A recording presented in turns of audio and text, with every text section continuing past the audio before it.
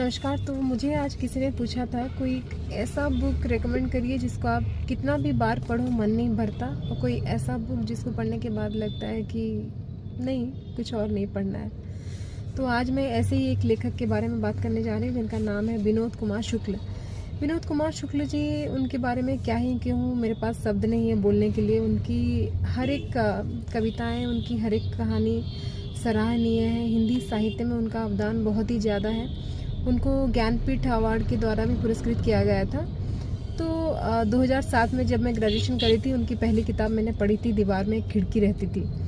एक ऐसा किताब, मतलब उस किताब को पढ़ के आपको लगेगा कि आप कहीं और दुनिया में पहुंच गए हैं। एक ऐसी किताब जो आपको एक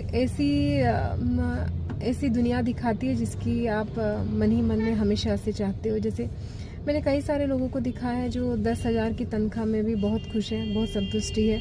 पर ऐसे सारे कई लोगों को भी दिखा है जिसको महीने की 2 लाख तनख्वाह लेते हैं, फिर भी मन में संतुष्टि नहीं है। तो वो किताब हमको सिखाता है कि कैसे छोटी छोटी चीज़ों में हम खुश रह सकते हैं। तो उनकी हर एक कहानियों में लगता है कि कोई कविताएं हैं, और उनकी हर एक कविता में लगेगा कि आप कैसे जैसे कोई कहानी में घुस गए हैं। तो उनकी आज ऐसे ही एक कविता के बारे में बताने जा रही हूँ। एक पूर्व में बहुत से पूर्व, वहाँ से एक कविता मैं आपको पढ़ के सुना रही हूँ। अपनी भाषा में मैं शपथ लेता हूँ, अपनी भाषा में मैं शपथ लेता हूँ कि किसी मातृभाषा का मैं अपमान नहीं करूँगा, और मेरी मातृभाषा हर जन्म में बदलती रहे। मेरी मातृभाषा हर जन्म में बदलती रहे, इसके लिए मैं बार बार जन्म लेता रहूँगा। यह मैं जीव जगत से कहता हूँ, चिड़िया पशु कीट पतंग से कहता हूँ, अपनी भाषा में मैं शपथ लेता हूँ। ऐसे कई सारे कविताओं का संग्रह है इस किताब में, जिसका नाम है एक पूर्व से बहुत पूर्व। वैसे उनकी और एक किताबें आप पढ़ सकते हैं, अतिरिक्त नहीं।